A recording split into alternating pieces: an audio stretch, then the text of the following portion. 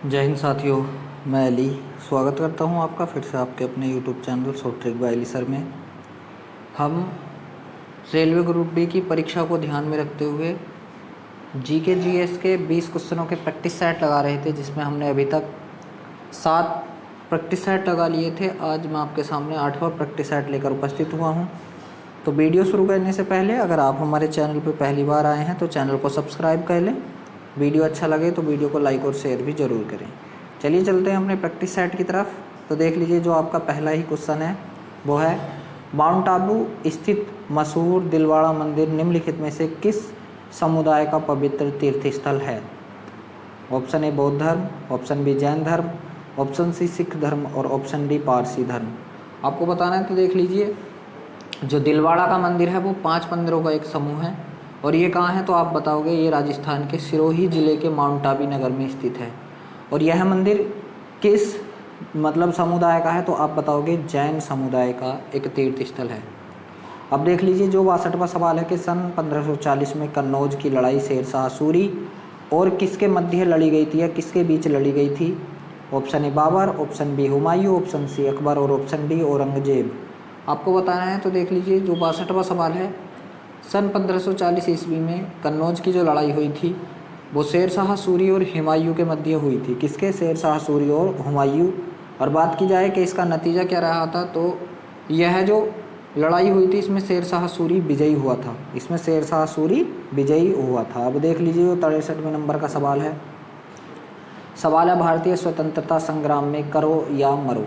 देख लीजिए, ये नारा था करो या मरो का नारा किस आंदोलन से जुड़ा है। बात की जाए सबसे पहले कि करो या मरो का नारा किसने दिया तो ये दिया था गांधी जी ने। ठीक है, महात्मा गांधी ने। तो ऑप्शन ए है इसका दांडी यात्रा, ऑप्शन बी है असहयोग आंदोलन, ऑप्शन सी खिलाफत आंदोलन और ऑप्शन डी भारत छोड़ो आंदोलन। बात की जाए इस नारे की कि ये नारा किससे जुड़ा है तो देख लीजिए, जो 63वां सवाल है आपका कि गांधी जी ने ये नारा दिया था और कब दिया था तो आप बताओगे भारत छोड़ो आंदोलन के समय दिया था। किसके? भारत छोड़ो आंदोलन के समय यह नारा गांधी जी ने दिया था। अब देख लीजिए, जो 64वां सवाल है कि भारतीय संविधान खालिस्तान को अस्तित्व में आया। आपको बताना है कि भारत संविधान किस सन को अस्तित्व में आया था।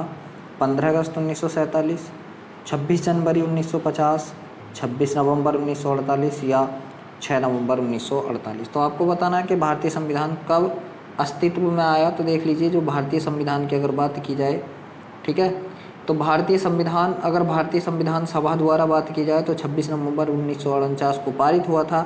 लेकिन जब अपनाया गया था, अस्तित्व में कब आया था तो आप बताओगे 26 जनवरी सन 1950 को ये अस्तित्व में आया था। अब देख लीजिए, जो 65वें नंबर का सवाल है आपका, सवाल है 65वां, भारतीय संविधान का अनुच्छेद 48A पर्यावरण का संरक्षण और सुधार एवं वन और वन्य जीवन की सुरक्षा किससे संबंधित है।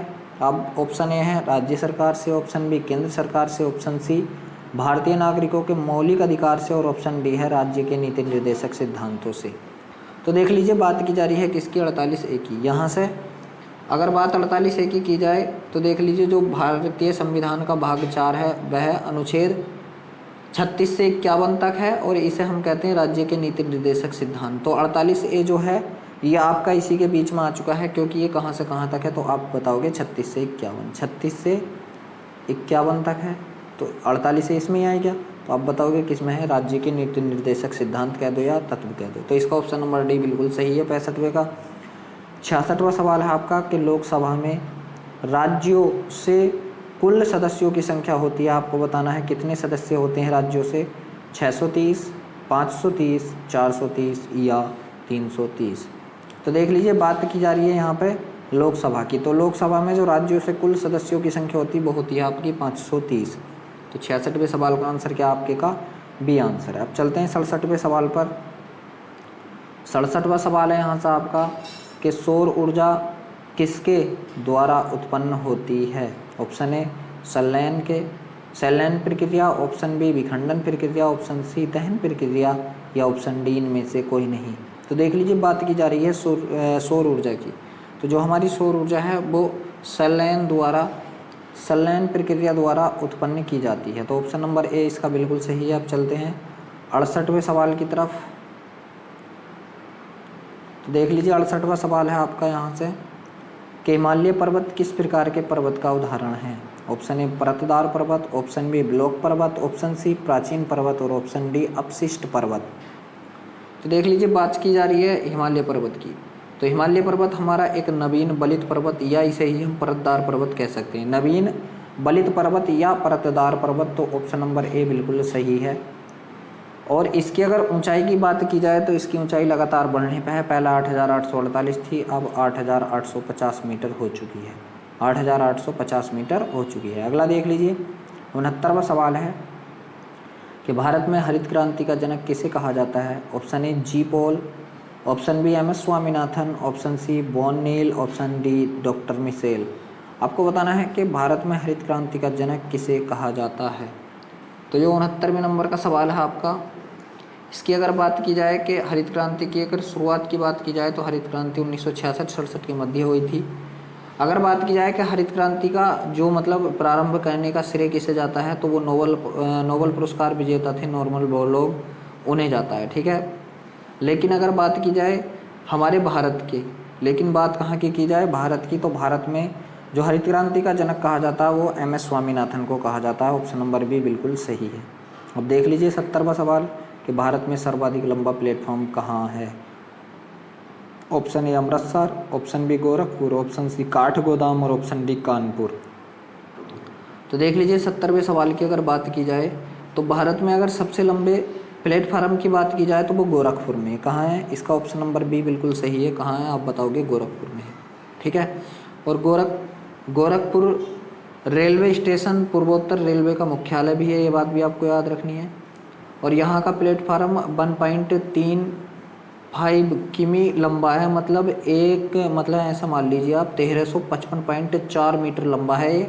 और यहाँ 26 बोगियों वाली 2 ट्रेन एक साथ खड़ी हो सकती हैं, इस बात का भी आपको ध्यान रखना है। आप देख लीजिए जो 71 नंबर का सवाल है आपका कि भारतीय रिजर्व बैंक का लेखा वर्ष क्या है। अप्रैल मार्च, जुलाई जून, अक्टूबर सितंबर या जनवरी दिसंबर। तो आपको बताना भारतीय रिजर्व बैंक का जो है वो कब से कब तक है लेखा वर्ष। तो देख लीजिए जो आपका 71 नंबर का सवाल है, अगर बात की जाए भारतीय रिजर्व बैंक की, तो भारतीय रिजर्व भारत का केंद्रीय बैंक है और इसकी स्थापना 1 अप्रैल सन 1935 को हुई थी। और इसके अगर राष्ट्रीयकरण की बात की जाए तो 1 जनवरी सन 1949 को इसका राष्ट्रीयकरण हुआ था। बात की जाए इसकी लेखा वर्ष की, तो इसका लेखा वर्ष 1 जुलाई से शुरू होता है और 30 जून में समाप्त हो जाता है। 1 जुलाई से शुरू होकर 30 जून। तो आप बताओगे जुलाई और जून। ऑप्शन नंबर बी बिल्कुल सही है। चलिए चलते हैं अगले 72वें सवाल की तरफ। तो 72वां सवाल है, देख लीजिए आपका कि निम्नलिखित राज्यों में से साक्षरता दर किस राज्य में सबसे अधिक है। Option A Orissa, option B Punjab, option C Maharashtra और ऑप्शन डी आपका मिजोरम। आपको बताना है कि साक्षरता दर इनमें से किस में सबसे अधिक है। तो देख लीजिए जो 72वां सवाल है, अगर बात की जाए वर्ष 2011 की जनगणना के अनुसार तो भारत में सर्वाधिक साक्षरता दर वाला राज्य कौन था। आप बताओगे केरल था, जिसकी साक्षरता थी 93.91%। जबकि दिए गए विकल्पों में से अगर बात की जाए तो इनमें सर्वाधिक साक्षरता दर जो है आपके मिजोरम की है। कितनी है, तो आप बताओगे 91.58। तो यहाँ से किसकी है, तो आप बताओगे मिजोरम की। किसकी है, आप बताओगे मिजोरम की है कितनी, तो आप बताओगे 91.58% साक्षरता दर है मिजोरम की। अब देख लीजिए अगला जो 73वां सवाल है कि निम्नलिखित में से कौन सी एक सदिश राशि नहीं है। कार्य, बल, विस्थापन या वेग। सदिश, तो आपको बताना है 73वें सवाल का आंसर क्या है।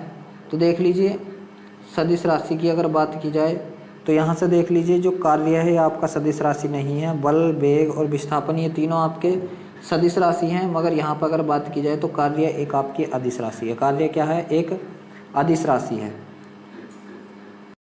बात की जाए सदिश राशि की, सदिश राशि होती क्या है, तो जिस भौतिक राशि में मात्रा और दिशा दोनों की आवश्यकता होती है वह सदिश राशि होती है। तो देख लीजिए बल जो है इसमें दिशा की आवश्यकता नहीं होती, तो इस वजह से बल क्या है हमारा, आप बताओगे अदिश राशि है। अब देख लीजिए जो 74 नंबर का सवाल है कि बिजली के बल्ब का फिलामेंट आप बताना खालिस्तान किससे बना होता है। मैग्नीशियम से, लेड से, टिन से या टंगस्टन से।